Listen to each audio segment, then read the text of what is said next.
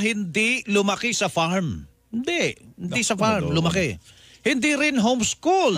Si suspended Bamban-Tarlac Mayor Alice Goo. So sino si Rubilin? Yan ang sinabi po ni Senator Sherwin Gatchalian at ipinakita niya ang school records ng alkalde na nag-aral anya sa Grace Christian High School.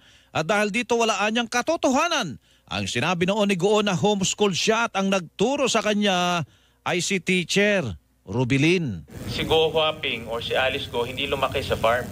Hindi rin siya homeschooled. Nag-aral ho siya. And I'll show you the proof. Nag-aral siya sa parehas kong school, sa Grace Christian High School, for grades 1, 2, and 3.